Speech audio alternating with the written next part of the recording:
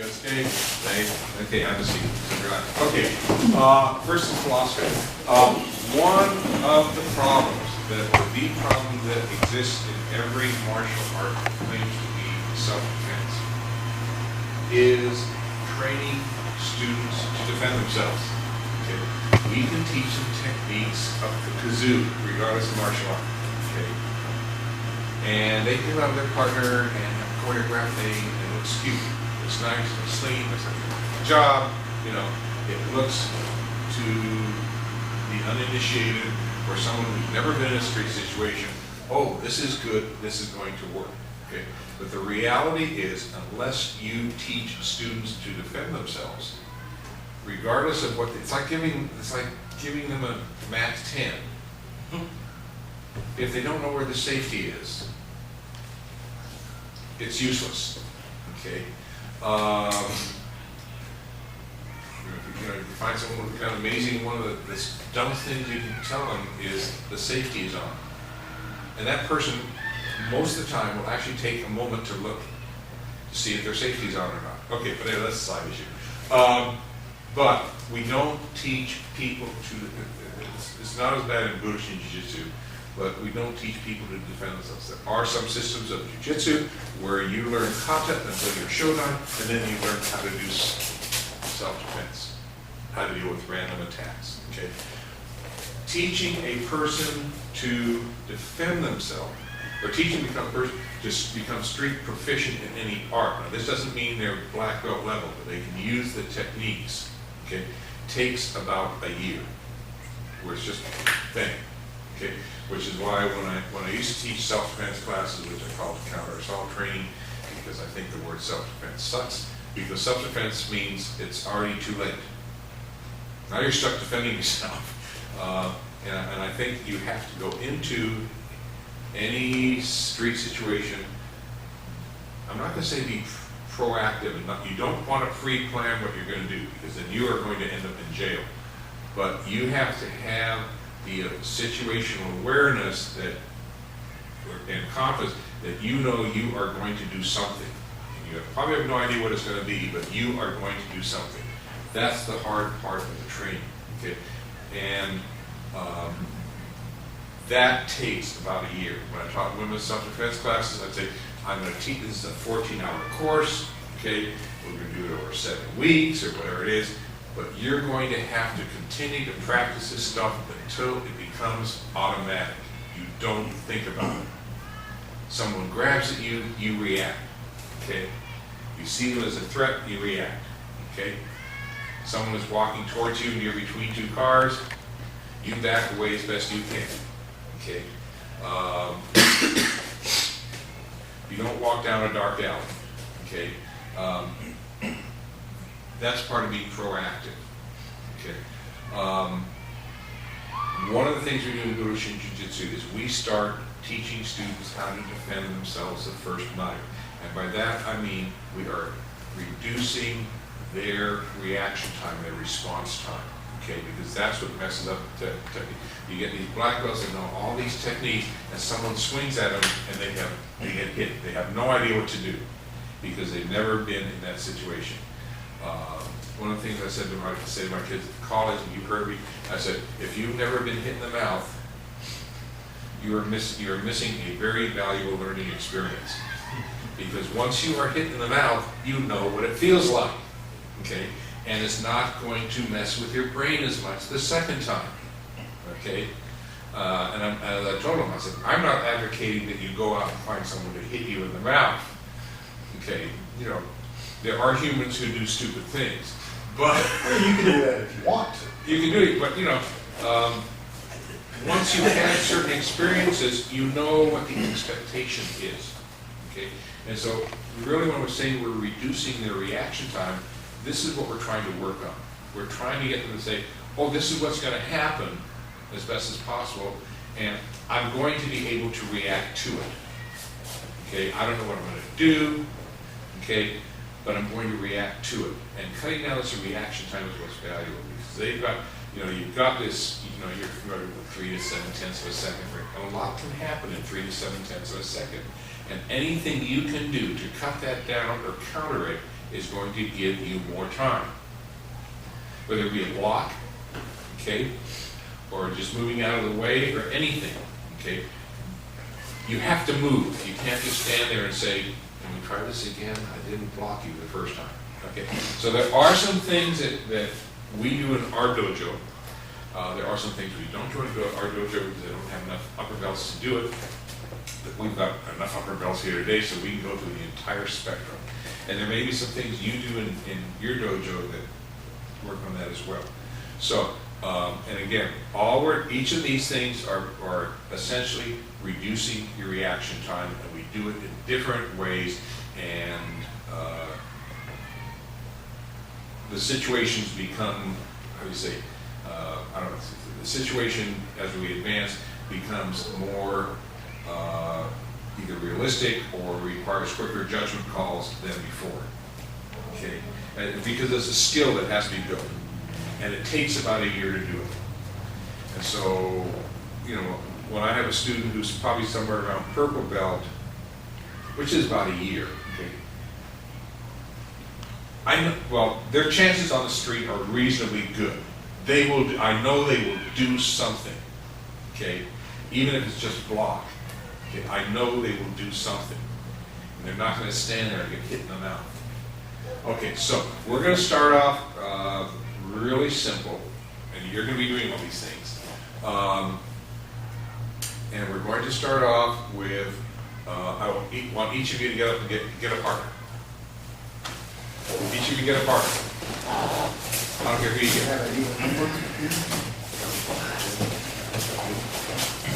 Each of you get a partner. You don't want to talk about it? No, I'll get wired later. Okay. Don't discuss it. Just get up here. You guys can get over here. I wouldn't forget to put those there. Okay, good. Fantastic. Okay. What happens in the dojo is most people work out with the same people all the time, week after week. They just know each other, they're going to be friends. So one of you is going to be a 1, raise your hand. Okay. Okay. So go to the next partner clockwise. Okay. Simplest thing, but this is going to mess with, oh my God, I'm working with someone else. I've never worked with them before. I don't know how they're going to react. I don't know what they're going to do. Okay. Really simple. Don't hurt me. Okay, and they're going to start fighting. Okay, because they want to, you know, their first bit of safety has been removed. Okay, so this is the simplest thing you can do. You can do this with white belts. You can do it with, you can even do this with black belts, and automatically it changes the parameter because now you're working out with someone you're not used to working out with. Okay, and you have to do this in the dojo periodically. When I do warm-up throws at the beginning of class, I'll maybe let them go 15 or 20 seconds sometimes, and I'll say, number 1's change. And they move. Then another 15 seconds, because this also doesn't allow them time to get used to the other person. Okay? Because they're in a street situation, and when you get up in brown belt or black belt, you know, trying to work even with multiple attackers, now you've had some, even though you're a white belt, you've had some experience with it, and as you move up the ranks and you become more proficient in your knowledge, you also are more comfortable with that situation. And the idea is to reduce the stress level. I think that's what it comes down to, is when you're on the street, you want to have your stress level as low as possible, because what do you need to control? You need to control one thing in your physiology, or The adrenaline. your adrenaline flow, okay? You have to control that. If you lose control of your adrenaline, you are toast. But you can't really control the adrenaline. What you can do is control its effect on you. Well, you can, but if you can keep yourself from getting stressed out, you can control the level. You don't let it over. You don't let it over. Yeah, you don't let it overcome you. Okay. Now, adrenaline is good in a street situation. Okay.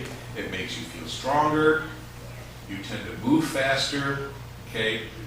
It's there, it's a natural human hormone, that's its purpose. When you're in a scary or threatening situation, you are going to know that. Okay, it's almost a salty taste. Okay, and after you are done, or the next day, you are going to be extremely sore because you have used muscles in ways that you never knew you could use them before. It gives you strength, it gives you more attentiveness, but it also makes it more difficult for you to think logically. Okay, that's the downside. Okay, so this is the simplest thing you can do. Okay, and you should do this periodically with your students just so they don't get too used to each other. And it's really important. It's more critical in self-defense class, which is a shorter period of time, than it is in the martial arts class where you've got, you know, years to do this with a person. Okay, now, next thing we're going to have you do is we're going to have, we've got, okay, let's have, you got two, you got this, you're facing him, you two come over here, face each other, and one other row, and you two, you come in here. Okay, now, you've got two people face, you've got some people facing me. Those of you who are not supposed to be facing me, don't face me. The other way. You are the Tory. Okay? And you've done this, okay? Okay, and in case you haven't. And the person facing you is the attacker. And all I do is I'm going to simulate an attack, and sometimes it's either go, sometimes it's a click of the finger, sometimes it's nod of the head. Nod of the head is the best way to do it. As your students get better at this, you go to nod of the head, so there is no indication at all that an attack is going to occur. Okay? So if I go like this, and then okay, now, and then once you feel everyone is engaged, you have two choices. You can either say mate or yame, which means stop, or you can let them complete the technique. Okay? It is not important. If we're trying to reduce reaction time, we're not looking at technique, we're not looking at skill. We're trying to reduce reaction time. So if you're moving, you're going into something, that's all you need. Because if I let you go another 3-4 seconds, you would finish whatever technique you're doing. Okay, but that's not the purpose of the exercise. Students get really frustrated with this until you explain to them afterwards. Don't tell them ahead of time the reason for doing this. Because what it does, it confuses them and they actually do worse. So you do the activity and then you explain it, okay, which is contrary to most educational theory, which is if you explain something first, the students will understand it and they will do better, okay? But when we're talking about just reaction, the opposite will happen. So if I do, okay, mate, okay, you've reacted. You're all black now, so you don't stop preaching to the choir. Okay, then you switch, and then we can do that number of ways, switch position. Okay, and then I'd like you to switch with him and you to switch with him.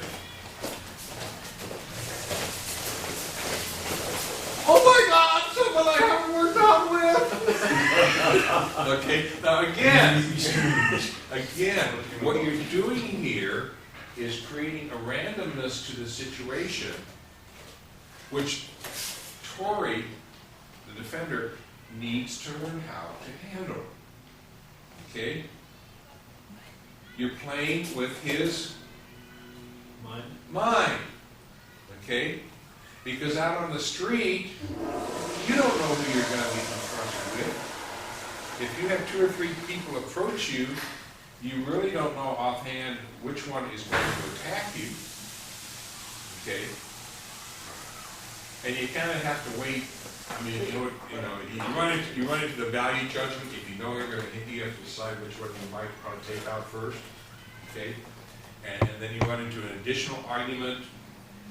And I've said this so many times, I'm not worried about discovery because I have.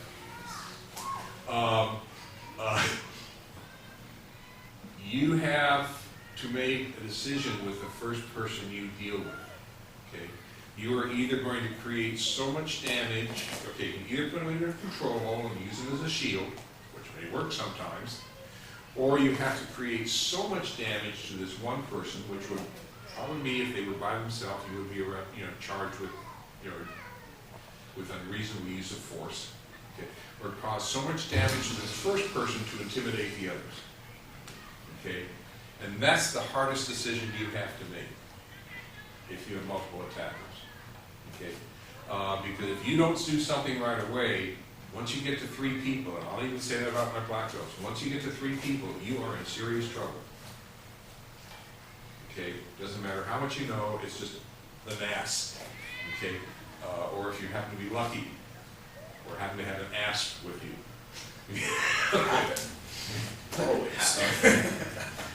I don't know if they're legal to carry in California. No, I don't care. They're not. They're not? No, they're not.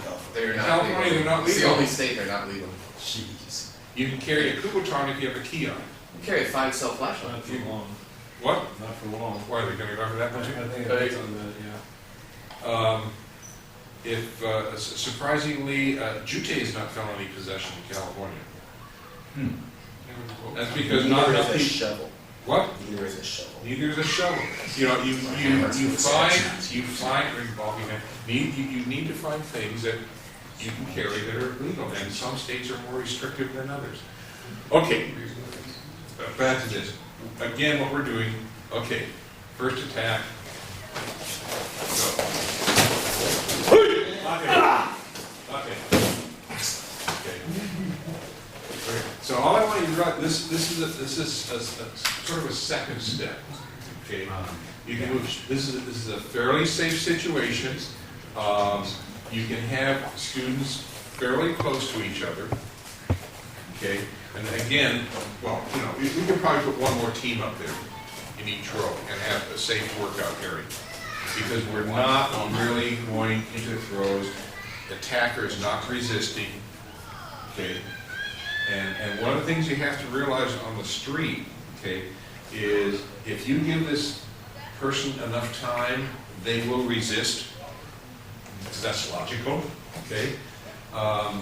If you can come in and use their energy or their ki or their momentum or whatever it is, they're not going to know what happens until it's too late to do anything about it, okay? I'll never say they're going to cooperate 100%, because they won't. But the faster you can do what you do, and the more confusion you can put in their mind, whether it be the bit of sarcasm, you know, to the other person, or last night with the guy next to us who was 45 minutes and went through about 4 bottles of beer, kind of holding himself to keep himself upright at the troubadour. You know, if he had, I probably would have bought him a beer just to keep him out of our way. You know, you find things to do to avoid the physical conflict if you can. Of course, then it'd probably be legally responsible if he drove home. But anyway, but in a street situation, this person is not going to resist you until they sense what you are doing, and then they're going to give you a hard time. That's why you have these hits and whatever else you do to distract them. Okay, we're going to move to the next one, and we call this is a little more threatening to newer students until they get the hang of it. And then kids love this, adults really don't, because adults tend to be more embarrassed by situations than kids are. What I want to do is get, we don't have enough men, I want 3 of you in a line, just any 3 of you in a line, facing me. Line of mild intrepidation. Okay, in fact, we get 4 people in the line. It's fear. Yeah. Okay, wait, anyone move down? Okay, and I need 2 other volunteers to walk, who don't mind being thrown. I better not take it. Okay, let's use Mark and Peter. Okay, now, these people here, there's only one real important safety rule. And that rule is, if someone near you is attacked, move out of the way. Because the only time I've gotten a person injured doing this activity is you're throwing someone else, and you turn and you want to look at them and put hits in the side of the head. Right? You know, these are called stupidity injuries. Okay, so and in a real situation, if there's a fight, people swarm in to see it, but you get too close, you're going to get popped. Okay, and I have seen a lot of teachers get in between fights, and they get popped. And it's just, you know, they tell me, what should I have done? I said, you don't get in between people that are fighting. It's logical, okay? Even if you stop the fight, odds are you're still gonna get hit, okay? And most people have an aversion to pain. Okay, so if someone is next to you is being attacked, you move out of the way. And what's the easiest way to move out of the way? Boy, walk, yes, but what direction are you gonna walk? Other way? Backwards. Backwards or forwards? The way you came in, you know, was Keep a your eye on the action. Yeah, but you see, if you try to move sideways, you may move into someone else. Oh. So your avenue of escape is either forward or backwards. And I usually advocate, my preference is take a step back, because that allows you to view more. Okay, and we're going to deal with the vision issue in a bit. Okay, now, you have the hard part. Okay, what they're going to do, you're going to start at this end, you're going to turn around. It's like a musical chair. Like musical, no, not that way. Okay, now, what's going to happen, Mark theoretically would be the other end. So we're going to let Mark start walking. Okay, and you start walking. Okay, and then when I clap my hands, you're going to tap whomever you're nearest, however you need. Belt appropriate. Okay, do your technique. What are you waiting for? Last time we weren't supposed to move. Didn't tell you not to move. I said defend yourself. Okay, now you replace that person. Okay, you start walking.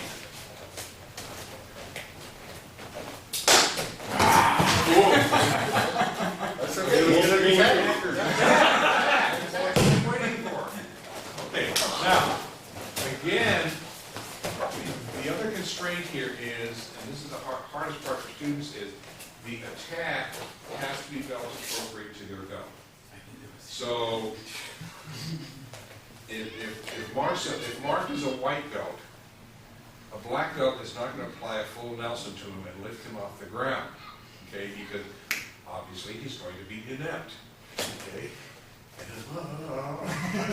Okay, so you have to. The other hard part is the attacks really have to be belt appropriate.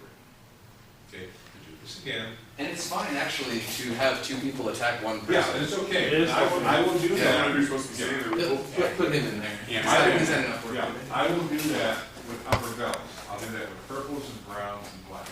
That's why sometimes we'll have two lines of fear. The first one will be the line of mild intrepidation with the lower belts. Okay, do it again. Yes.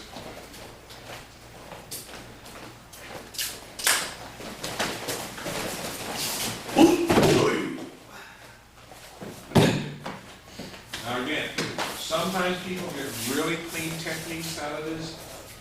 More often than not, it looks somewhat like garbage. Okay, but the higher you go in rank, the better the execution is. When you get out on the street and have to defend yourself, nothing is going to work as nicely as it does in class. Because A, your attacker does not know how to fall. B, he may try to hold on to you. Okay. C, all those other sorts of stuff may happen. Okay. So this gets you somewhat. You start to begin. And also, he probably didn't attack you in the first place if he didn't think he could take you. Right. And as soon as you do something that he realizes, wait a minute, maybe I made a mistake, you have gained the upper hand. Right. Okay. That made me think, but I'll remember it later now. Okay. So that's another level you can go to. Okay. And this is about as far as we go in our class, because if I had a class of all brown belts, we would be moving on to the next level. Okay, next level is I need 4 or 5 of you to make a circle facing inward. That was called the line of fear. Okay, and this we can have 4 in the circle. You can be facing yourself. Kind of make a circle all squarish. There you go. Okay, now back out a little bit. And normally you really need to have 7 or 8 people to make this work well. I want one person in the center. No, I need another person over here. Oh, okay, we need probably a minimum of 6 people for this. Tony's there. Armor in the You dome. got the dance. You have the Okay, now can you be thrown? You're not defending yourself. You're going to be an attacker in the middle. I'm going to be an attacker. Yes. I'm gonna volunteer to take his place, is that right? Yeah, because I can't control him right now. Okay. But you're gonna be a defender? Okay, what you do is you have the defenders in a circle. Okay, now, this is somewhat like the line of fear. Wait a minute, I'm the defender? You're a So defender. I'm the attacker. You're an attacker too. Now, the person in the center of the circle walks in one direction. Walk in any direction you want. Start walking. You start walking in the other direction on the outside of the circle. Other direction.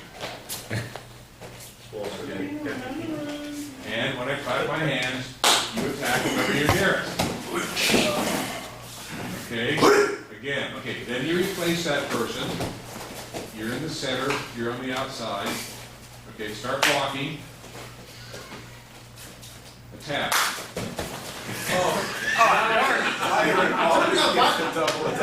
He wants me. Okay, It's like a pickle Byron. Huh? okay, now, I knew he was back there too. the reason the circle is a step up is because it's harder for you to track sideways and it's more difficult to track the person behind you. Okay, so what we're doing, when you're standing in line, you've got pretty good peripheral vision. Okay, you do this, it cuts down the peripheral vision somewhat. Now what I want you to do, the people in the circle, I want you to turn around. Okay. You gonna be an attacker here, or you want someone to stand in for you? I'll be there. Okay. Be Start I'll walking. be back.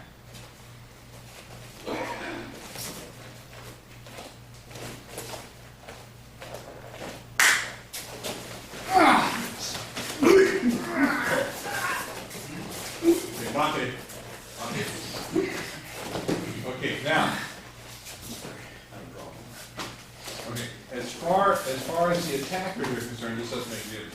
As far as the defenders are concerned, this narrows their peripheral vision a little further. They can't see what's going on behind them, and they really can't see what's coming until it gets into their peripheral vision this way. So you're cutting down their peripheral vision, which reduces their reaction time. Now, if we could cut out the noise of all the footwork when they're walking, okay, you know, then you would be in a total, give everybody earplugs, okay, then you can increase it another notch, because if you can't hear what's coming at you, okay, then you're in trouble. Okay, you can take it to another level from here, and we do this in our black belt division in competition, is we blindfold the defender, okay? And if you've never done, we should have, gosh, I have a t-shirt. I did that last week. Close your eyes. now, and you have to limit yourself to body contact attack, grabbing chokes, that you can't do hits, you can't do knife attacks. It's not Star Wars. It's not, what? This is not Star Wars. It's not Star Wars, okay? Catching the baby. And did we video the tournament where you Yeah. came in to move the? I think we had that on tape. We had a tournament that Mark was the mat referee, and the black belt was still blindfolded, and Mark was trying to move him around, and the black belt ended up Yeah. He was sneaking That was over. funny. throwing Mark, that was the mat referee. He didn't know, he was grabbed, okay? Mark's trying to put him back towards the middle of the mat. Yeah, he Hurt was himself. backing into me, about to push me off the mat, and I go to push him back and just keep Okay, again, it's, you can do this with your upper belts, brown belts and black belts, but you want them to do it slowly, okay? It's amazing how fast they pick up on this, and they can start doing techniques fairly fast, blindfolded, okay? What I'm saying is you need to remove More and more information. more and more information, okay, so that their mind simply reacts, okay? You know, what are you gonna do in a dark room if someone grabs you? Say, where's the light switch? You know, which would blind everybody for a few seconds anyway. Okay, now, there's one more sequence here, okay? And I facetiously call it the triangle of death because that's what it ends up as, okay? And for that, we need a total of 4 people, okay? Now, What was that one called? this is just a circle of fear. The gears of doom. Line of fear, circle We of got a fear. triangle of death, Now, we got a triangle. this was the circle of difficulty. The circle, there's no circle of difficulty. It's the circle, the line of mild intimidation for lower ranks. That's Byron's term. Okay, you got the line of fear, and you got the circle of fear, and inwards or outwards. Yes. Can we call it the circle of Maine?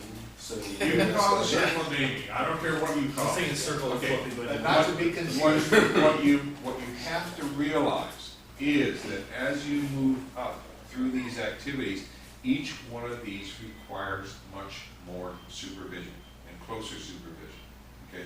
It's comparing teaching, if you're teaching a class where you're teaching people how to throw, you need a certain level of supervision, okay? If you're teaching people how to do groundwork, it's almost one-on-one, one supervisor per team, okay? Because you have to teach them where to go in there, because they're not aware of what's going on. They're really focused, okay? And they don't know all this other stuff. They don't see what the other person is doing completely. And so you need a third person who can act as their brain and eyes and say, what's their arm doing out of your left side?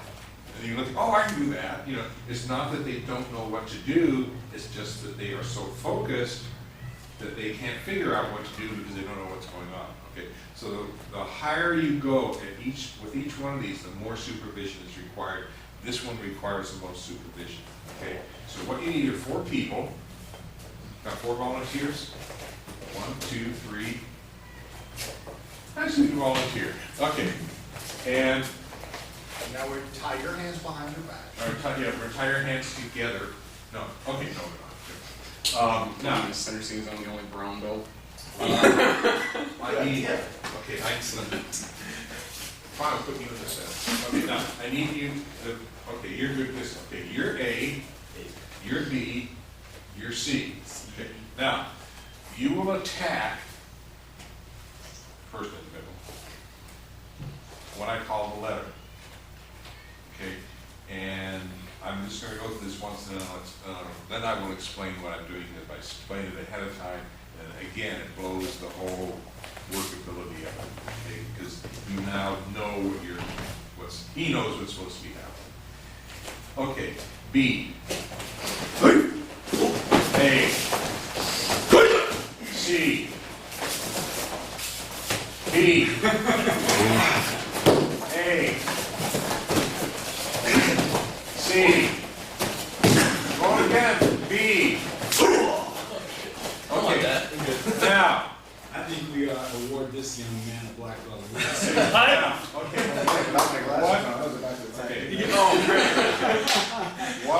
What you are doing, and the reason we call this the triangle of death, is that I slowly increase the speed of the attacks, or I may say C and A, and he doesn't know what direction they're coming from, because he's moving around, they're moving around, okay? And so you may end up with 2 people attacking him at once, all 3 coming in on him at once, okay? And that's why it has to be carefully supervised, and that's why you restrict it to upper belts. I was gonna ask why we had to stop, but that's good fun. Because you go only until the point where you realize this person is not really functioning too well anymore. And it may end up that this person's on the ground under 3 people, okay? It's kind of it's a very judgmental thing, which is why you have to really supervise it, okay? The lesson for you is what? Don't go to the ground for one. No, hey, well, you don't want to go to the what is the lesson? What did you learn from this? There are a couple things you should be able to pick up. Anybody want? What happened technique-wise? Get down Moser to went basic. out the door of the window. Okay, that's number 1. Secondly, were you able to successfully defend yourself against 2 or 3 people?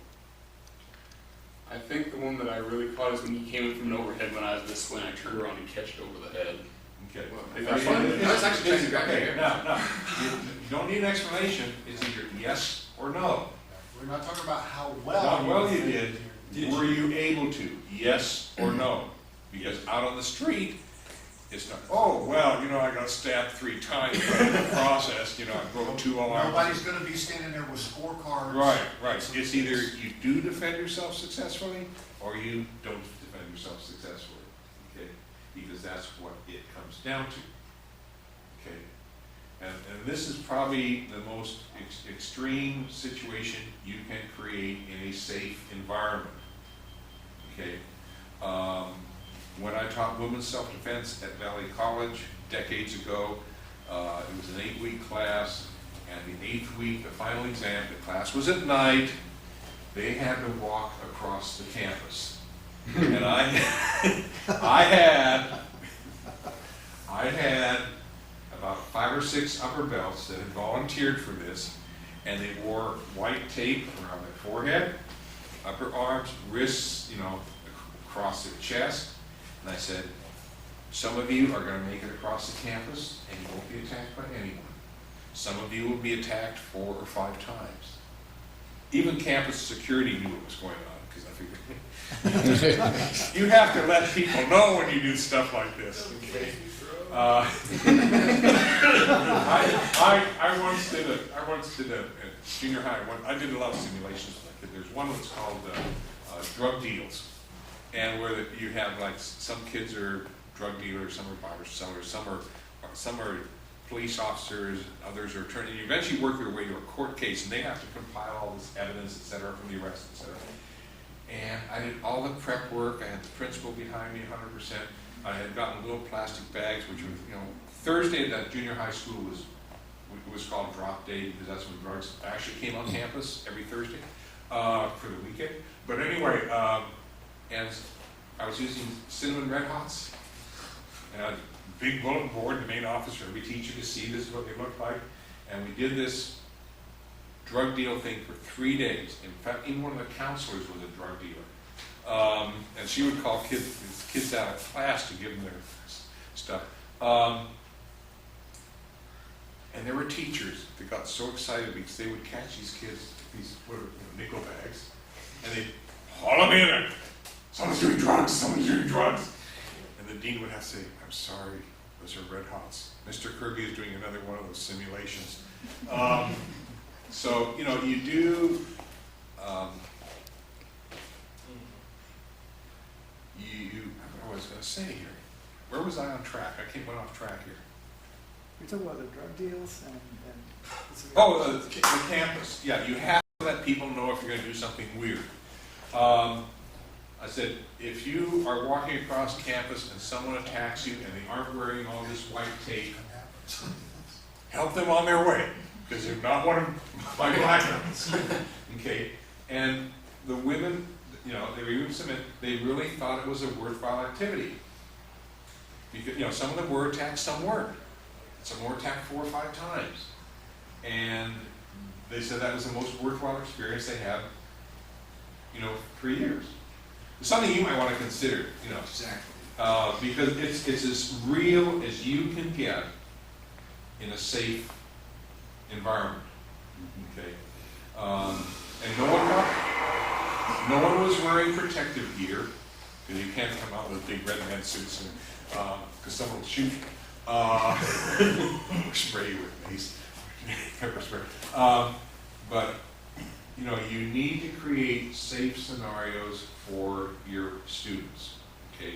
And the more you can put them in unknown situations that are safe, the more they will benefit from this, okay? And this is probably as far as you can go within a dojo, okay?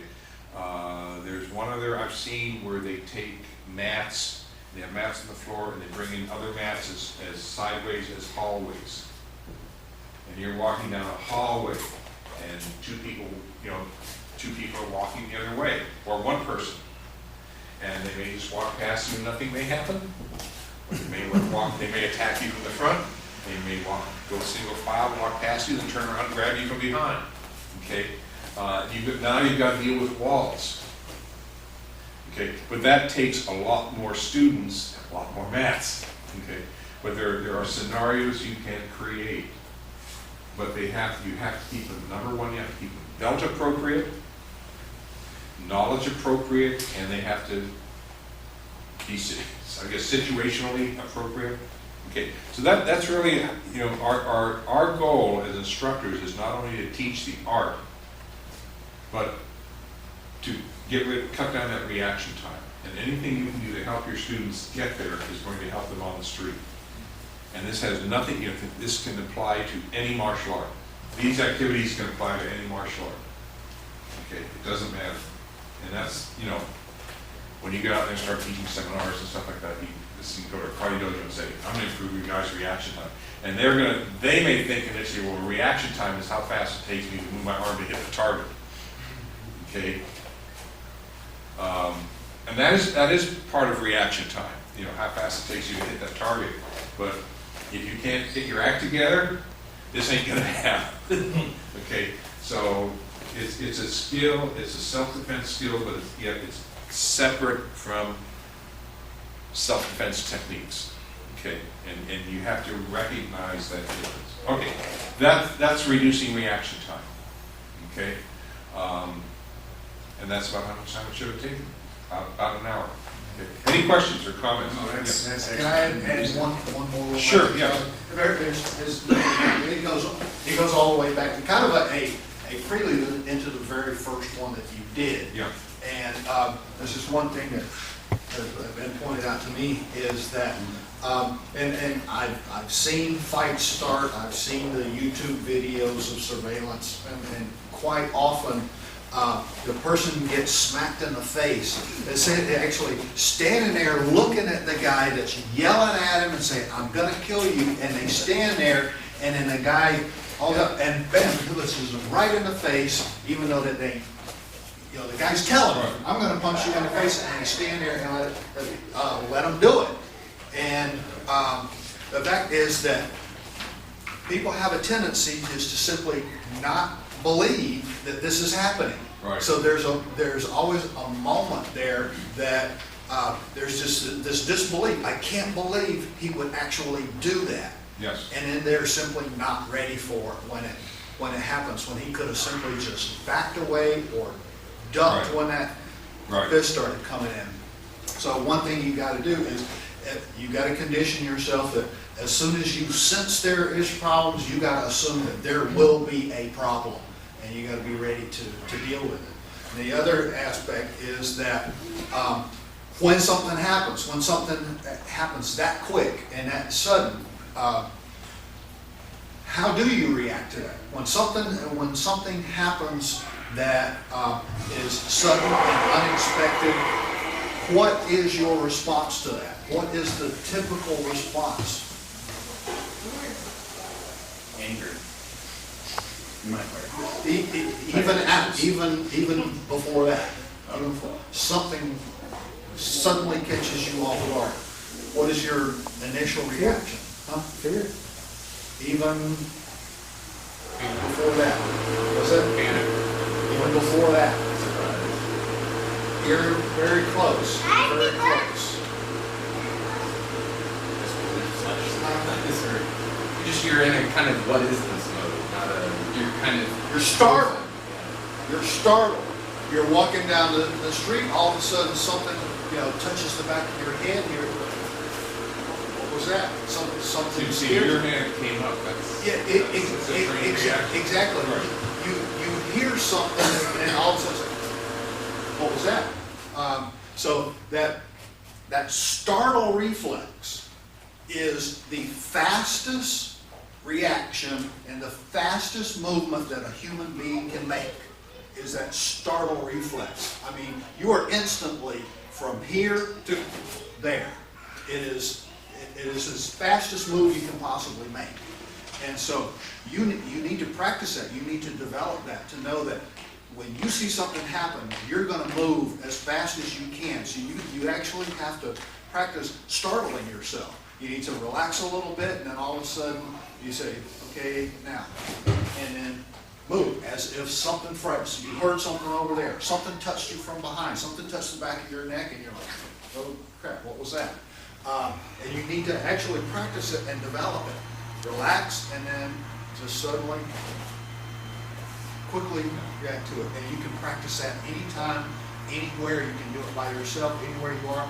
I like to practice it in the supermarket checkout line. Because People back away. because they usually move out of the way and say, oh, you can go ahead and go first if you like. Okay, yeah, we're very good. But then you take that and the very first exercise that we did, before you even go into techniques, you simply practice that. You see the opponent move, you move as quickly as you can. You don't even have to make contact, you don't have to go into a technique. They do this and you move. And that's how you start it. You start here, the person behind says, give some indication, nod, and then the other person, yeah. So just immediately react to any aggressive move that goes towards them, and then you can take Right. it further. And that's part of technique. It's like if I'm talking to Jared here and he starts to tense up, okay, you take a step back. That should be part of, because see, now if he wants to do anything, he's going to have to advance to me, which is going to give me another signal. Okay, you want to keep this, but it's part of training. Okay. You've heard this earlier in church. I do not stand like this. This is incredibly uncomfortable for me. I feel very insecure, even in church. Pretty position. I mean, I'm comfortable. Okay. And I've had people reach for me, and my hand just goes up. It's training. What are you doing? It's 40 years. What am I supposed to do? It's training. Okay. And then you have to be careful. Is it your first name? Aisha. Alicia? Aisha. Aisha reaches out to you that you don't whack her on the way. She actually helps me with my startle reaction. She throws soup cans at me all the time. Okay. Well, as long as you can open them and direct the can to go into the soup, into the pot, you're okay. But anyway, How do I do that? carefully. But in any case, all of this is training. It's training, okay? And the more you can train your students to cut their reaction, which is what you're doing, start. Cut it, for most of you, at this level, you should be there, okay? If someone reaches out to you and you just stand there, you're in trouble as a black belt, okay? But you've had enough training, you should be there, okay? And what you have to get your students to understand is that this is a process. It takes a while to get that level of speed up and that proficiency. It isn't going to happen overnight. You can practice it in class, as a technique, but when you line people up, I can tell pretty much who's going to be successful, not by what their first movement is. Okay, because that first movement is going to be on the street is going to determine whether you are successful or not. Okay, that startle response. Okay, whatever you do. Okay. Okay. So, okay, our next. Okay, one of the problems that occurs in classes is, and this has to do with going from a takedown or throw or what have you into a situation where you're getting a submission, okay? And we say, well, we're going to do it, come along and get a submission, and everything is well and good. And you have to realize, as I occasionally explain to my students, that in the street, you are not going to submit the person. They are not going to say mate, and you're going to let go, and the world will be good, and butterflies will what they're all about. Okay? And unicorns, none of that garbage is going to happen. Okay? All of the techniques that we teach our students for submissions are designed with a bit more pressure to dislocate or break something. That is their purpose. Okay? And that's a hard concept for students to accept. I think we're talking about with women's self-defense. The hardest part is convincing them that they have to be willing to do this amount of damage if it's a survival issue.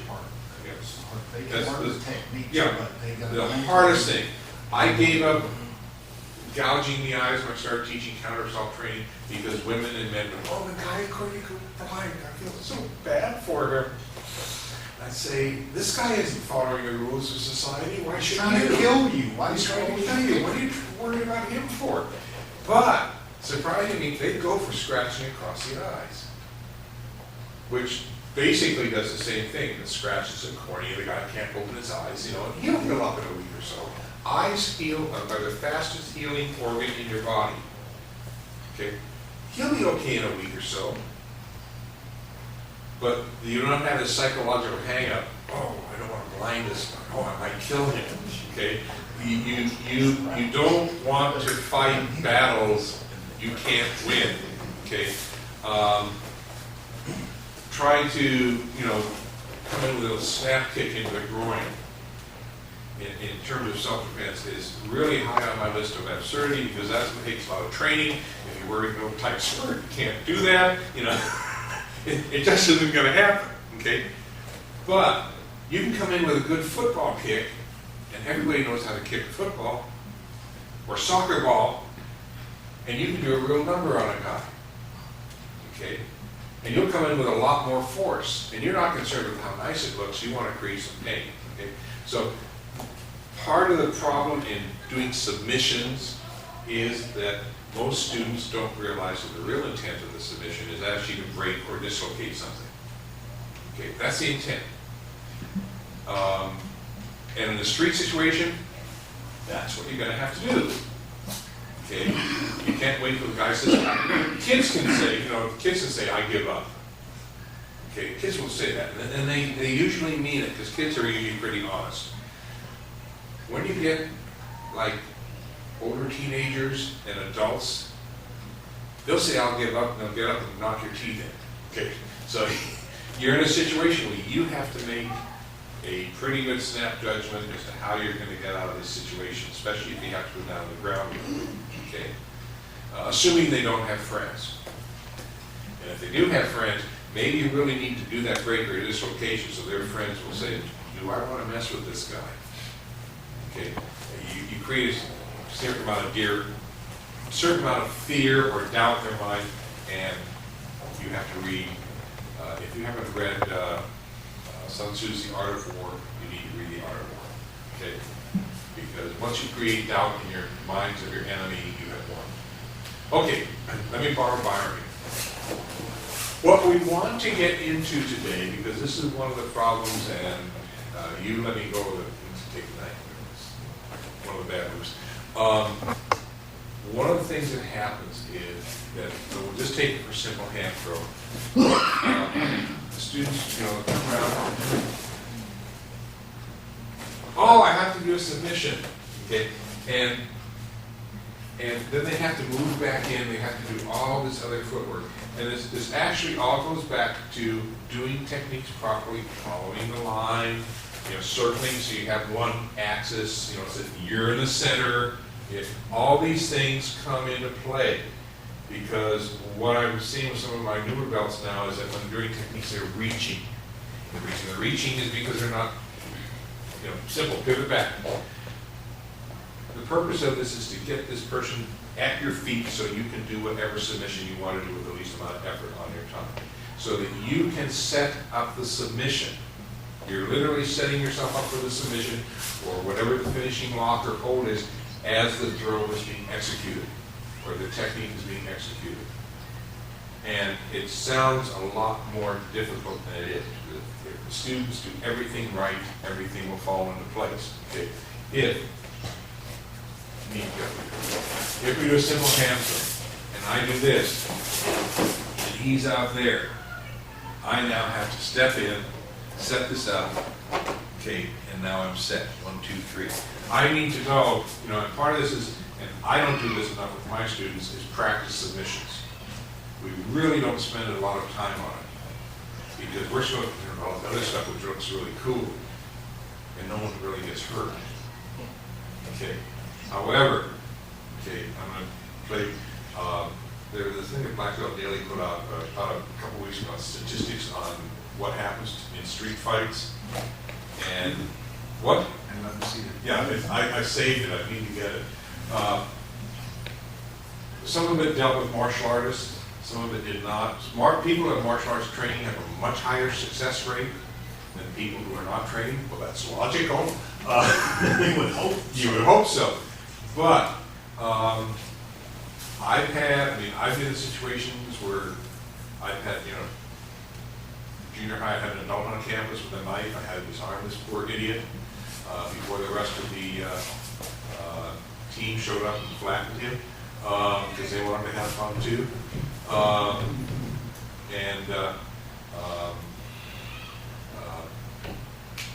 And I've had students that have been in street situations and been physically attacked. I have never had one that has had to go down to the ground, or one confrontation that has ended up on the ground. And what have they said? Well, the person didn't know how to land. And that's where the injury occurs. The concussions, the dislocated shoulders, the separated shoulders, the broken ribs, okay? Those are all pretty common injuries from impact with the hard ground. And they said, I was really surprised at how much damage I did. One lady, she was in the UCLA parking lot. One night, a guy came up behind her, bear hugged her. She just went, grabbed his arm, did a tight tosh. Went back in the ready position, and he didn't get up. He had a concussion, 3 broken ribs. She says, I didn't do anything. I have a student recently, some guy came in, actually had a knife. He grabbed his arm, turned around, did a drop throw. Yeah. The guy hit the ground. He said he was ready to go into a submission, but as soon as he heard him hit the ground, he knew he wouldn't need one. The guy did not wake up until the paramedics got there. Yeah. Tina Campos, who some of you may know, some probably know, she's one of my, she's an adult now, but she was at a bus stop in high school. Another student in high school pulled a knife on her. She broke his wrist. She comes to me the next day to the high school across the street from the junior high. She says, I'm afraid to go to school. I think they're going to arrest me. I said, what for? She said, so she told me what happened. So I walked her up to the campus police. They went over to the other campus, found the kid with a nice blue cast on his arm, and he was arrested for attempted assault with a deadly weapon. You don't know. These techniques do work standing up, and as a result, we don't stand up. Because you have to work on the assumption that you can't assume. You can't assume that technique is going to work. You have to be ready to go. That's the phone award for the day. You have to assume that the throw is going to take care of the person. This is the area we really need to work on. So rather than just doing a hand throw, okay, he comes in or he reaches to me, and I've pulled. We're doing all yesterday's stuff, and I've grabbed though because I want to go someplace with this technique. I'm going to come in, do my hand throw, and I'm going to put my right hand, keep this close to me, and guess what? Where my foot is? It's just about where it needs to be. Okay. I have now cut out 3 to 7/10 of a second or whatever it is in terms of technique. Okay. And now I can go, I have a choice, I can drop down his upper arm, hand throw, anything I want. I'm in the right place to do what I want to do. Want to wrist lock lift? Fine, wrist lock lift. Okay? So part of getting a quick submission is making sure your students are in the right place so they can do the submission. Okay? The other part is an awareness of, particularly when you get into groundwork, is what's close and available to you. Okay? Let me take my glasses off. Well, this is cool. I like this. God. And I thought a Bowie knife was big. Is this for trimming nails or? It's a Tennessee toothpick, cleaning teeth. Jeez. Once owned by Kyle Dundee. We have to offer this in Camp Budoshin, don't we? Go along with the prize he won a couple of years ago. Yeah, on that, one thing I tell my students is, in really learning a technique, it's not just about going through the moves to do the technique. Right. You also need to know what the consequences are of that technique. Right. And specifically, where is he likely to land? Right. So that if you know where he's likely to land, Right. you can go ahead and start moving into that position so that now you're Right. close and you're ready to go right into the If he comes in for a hit, okay, and I'm just gonna come in for Ippon 5, okay, I'm here. I have, some people come up and they stand up like this. If you're gonna submit this person, you have lost, okay? You have the hand here, you're set, just go down and set an arm bar, okay? And part of this is, as you said, getting students aware of where their body is, where this person is, where their extremities are, okay? And once they get the concept, it's easy. Because now once they do that and they get up to around purple belt, they'll start experimenting with stuff. And like I said with brown and black belts the other day, you have to let the belts experiment. Because they need to figure out what, you can tell them until you're blue in the face. Oh, there it is. Okay. You can tell them until you're blue in the face what they should do, where they should be, etc. But once they get into those correct positions, then they say, gee, I can do an arm bar, I can do an arm bar, okay? I can hit him in the ribs, okay?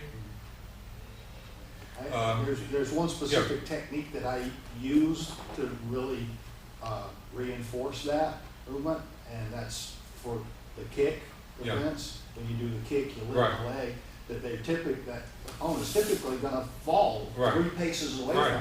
Well, you've lost total control over that. So, unless you walk forward. Right. So until you learn that, okay, he's going to fall over there. Right. I need to be there by the time he hits the ground. So that trains you to take those 2 or 3 steps to move so that when he hits the ground, you're right over the top. Now, the only problem with taking those, it's not against you, the only problem with taking those 2 or 3 steps is when I was working with the state of Nevada, we had a room that was about this wide. And in the 80s, the, what do you call the guy that teaches defensive tactics? There's a term for it in most law enforcement, DTO or whatever it is. They usually pick the biggest person in each department, Deputy Bubba, to be the, the defensive tactics officer, okay? And one of the 2 injuries that were sustained the first day was for a kick, and the guy did it right, and this person, they got over enthused, and they were over here, and did this high kick, and he took his 1-2, and he just put all his body into it, and he actually put the guy into the opposite wall. That was the first guy that was out, okay? So, you have to be aware that if you really put yourself into that beyond 1 step, that person is going to go off into the sunset. Or they're going to land on their back of their head. Not in class, you land their back to a nice Shiba Yukini. Okay? It isn't going to happen. Okay? So you have to realize that some throws such as that one, if done properly, you aren't going to have to do anything. Unless this person can do a backflip in the air and end up on his feet.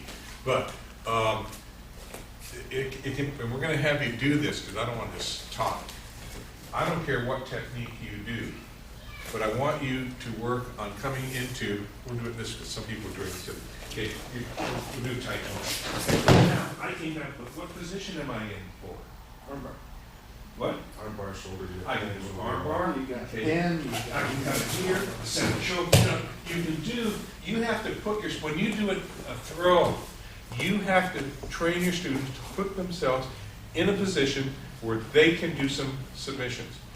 They have to have, they have to know what submissions, they have to have some practice. That's what they have to have practice with submissions. And I know many of my students, that ends up being, oh, there it is, groundwork, okay? And I never tell my students ahead of time that we're going to do groundwork or submissions. Because I know in my dojos, half the people don't show up. Because they don't want to do it. It's too close, it's too messy, okay? Well, okay, that's why I don't tell them. I say, tonight we're doing groundwork. Okay, so what I want you to do is, I don't care what technique you do on your partner, okay? I want you to come down in a position. Now, if this was a street and I went around his head, I probably would have done a makikomi, as long as it wasn't concrete, because I don't want to risk injury to my elbow. okay? You know, your environment determines what techniques you're gonna do. And it would automatically go into it. It's a nice pin. You're not gonna put a person out with that, okay? But you can dislocate their elbow, hold them down while you're doing it, okay? And that's what, another thing you need to stress is that some submissions that we teach are great for holding a person down, but that's about it. You really can't do it, you know, what am I gonna do with a headlock on the ground? I can't do anything with it except keep him there, okay? And it makes you vulnerable. It makes me vulnerable to it, you know. If he's got friends that you didn't see. Everyone else around you. You know, one-on-one situation, there's nobody else around that's gonna be your enemy, you're fine, okay? But you need to be aware there's a difference between just holding a person down and doing a submission, which is gonna prevent them from getting up. Even if it's a knee drop into the ribs, okay? If you're gonna strike the face, I forget what school it is, they do a lot of hits like this is the chest. I'm saying, oh, I'm waiting for you to break your hand when you do it for real, okay? You don't hit the chest this way, okay? I wouldn't even want to hit it this way. I might do a palm strike down here, and that's about it on the ribs, okay? Or I take an elbow, okay? But doing this isn't going to, you know, the only place I'll go for on the face is the cheekbone or the nose. Okay, I know those will break. Okay, and this is something. What? You use a palm strike. Okay, not a fist. Not a fist. You can hurt your hand hitting a person in the face. Okay. Plus, if you cut yourself, you have to get a tetanus shot. Okay. So, and they hurt. Okay. Okay. So, what I want you to do. Okay. And for those of you that are concerned about, oh, you know, the nose, it's a relatively minor injury. It hurts a lot. It's very bloody, and the person can't see what the injury is. And so it's more psychologically injurious than it is physically. Okay. I mean, it's just that they're relatively easy to break. Same as a split lip or a Right, yeah. loose tooth. It's really not a serious injury. Well, see, a loose tooth to me is a serious injury. Because losing a tooth is a serious injury. And it usually... Yeah, but it's not life-threatening. No, it's not life-threatening. Okay, so I want you to come out, whatever technique you want, I want you to do it and have yourself in a position where your black belts, okay, your brown belt, you're okay too. I want you to put yourself in a position where you could do at least 2 to 3 different submissions from that position. Okay, now, if you can get your students to do just one, that's fantastic, because that's what you're after. And then they can go to 2, 3, 4, what have you. But I don't care what technique you do, okay, with your partner, but when you come down, or when you're ready, you've done your throw, or whatever it is, takedown, or whatever you want to call it, I want you to be in a position where you could do 2 or 3 different things, okay, without moving around and running all over the place, and, okay, changing sides and stuff like that. Because you aren't going to have the time on the street to do all that. Happy feet. What? Happy feet. Happy feet, right. Okay? Very good. Get a partner and just go through this 3 or 4 times. And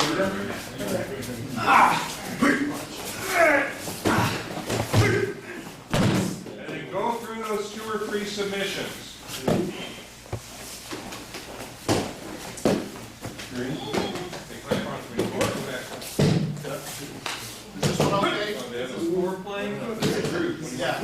Variations on the theme there.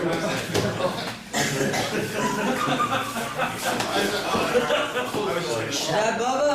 Yeah, Bubba. It was, okay. Yeah, that's how it's Now this is how you play the game as a black belt. How many submissions can you? Okay. You can go to 3 or 4 different submissions from that position. You're in. Yeah, I noticed that one was the out on a line one, right? That was already It's a there. whole different hand pressure. Right? There's a hand for that works that way. There's a hand for that way. There's one that works.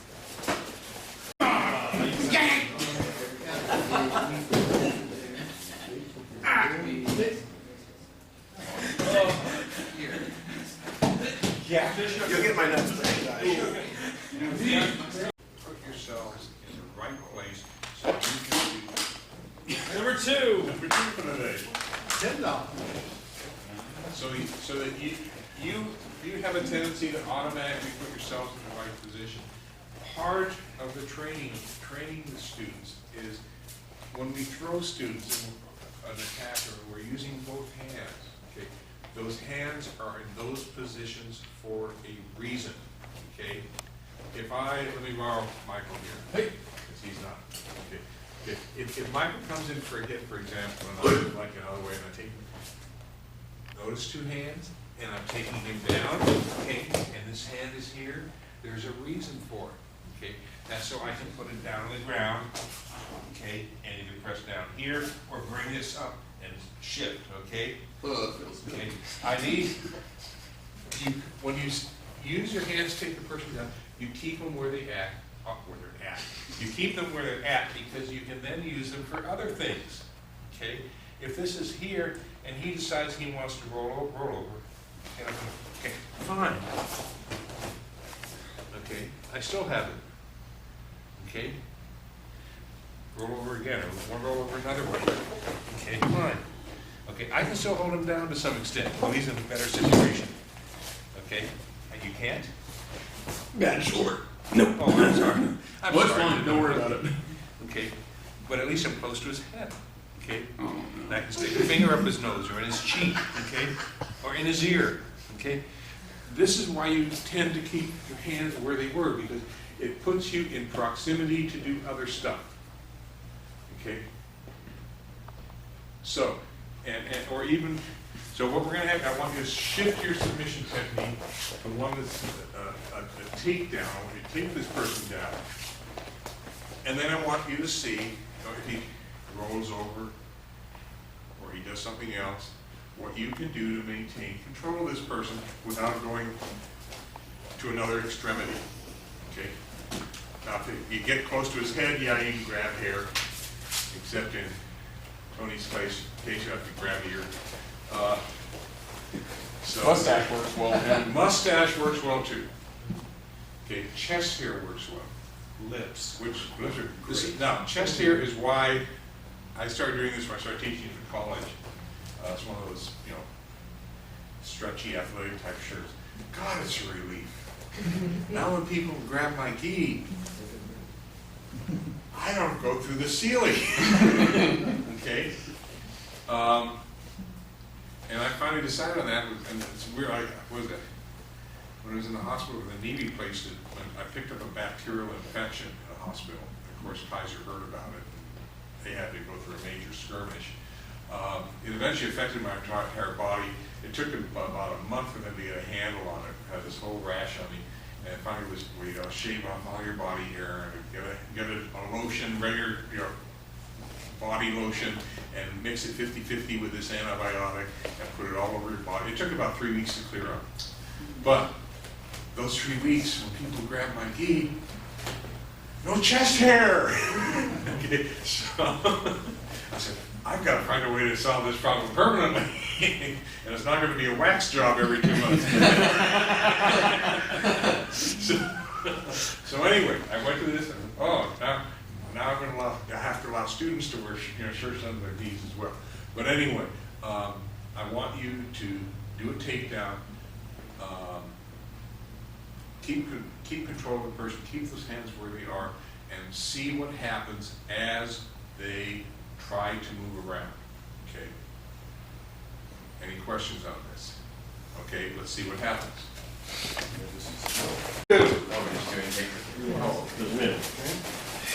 Okay, go ahead. Let's start.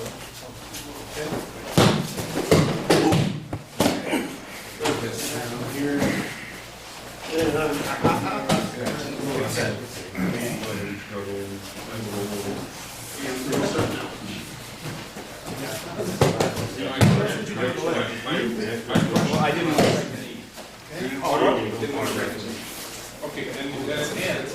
Because we should read. That works, so why Yeah. try something else? Yeah, okay. I just didn't know whether you're doing that because you didn't think that was going to work. No, the submission. This is not Randori. It's so tempting, though. I know it's tempting. You know, some good teaching experience, and Mark reminded me of this, because this is the dirt simple, stupidest thing that new students do, and it messes them up on the ground because sometimes we allow them to get away with it as tennis. Going in for a hand for like this, okay, and then for some reason they don't think they have it right, so they change hands, okay, and you do that on the street, and of course the person will just take it right away. It's a bad habit, because what happens is they get down to the ground, okay, and they're set here, and they say, "Oh, I have to change hands." Okay, okay, it's a mental thing. Okay, so again, this also is part of setting up techniques properly so you can get into submissions. Okay, they need to understand there is a reason why you're having them put their hands where they're putting them in the position they're putting them. And wherever they are, there's several things that They you can can do, use. okay, from and that as position. their skill and knowledge level improves, they will have more things they can do from those positions, okay? But you don't want them changing hands here, because if they do this up here, they're gonna do this down here, okay? It's like, guys, if you don't put the toilet seat down at home, you're not going to do it anyplace else. Okay. Ain't got no mama. Okay. It's the same thing. It's that simple. Okay. If you don't tie your shoelaces, they're going to fall off. Okay. And so that's another thing. So make sure they keep their hands in where they started. Because the techniques, and they need to realize many times it's just a matter of shifting a position of the hand rather than changing hands. Okay. It usually comes from overthinking something. Yes. Yeah.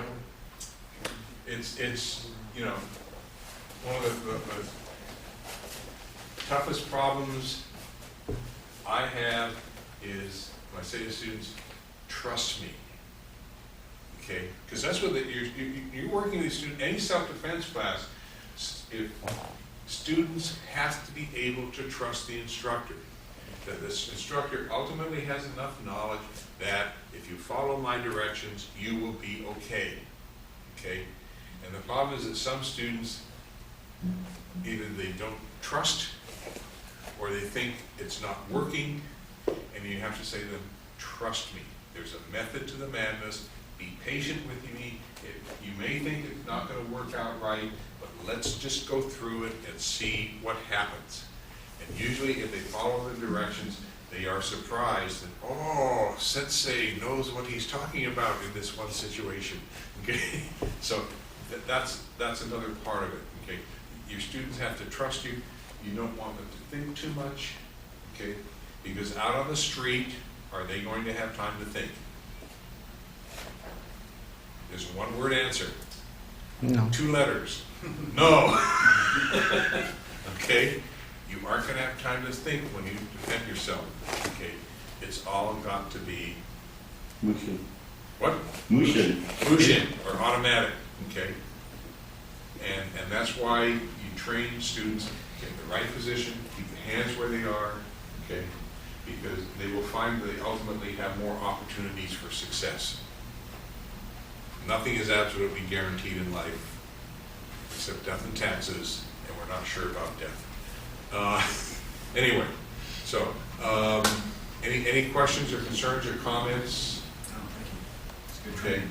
Yeah. All I wanted to do today was create some awareness in 2 areas rather than teach techniques per se, because these are 2 areas where there are lots of problems, and you know. It's not a matter of teaching you how to do a technique, etc. It's more maybe how to help students learn.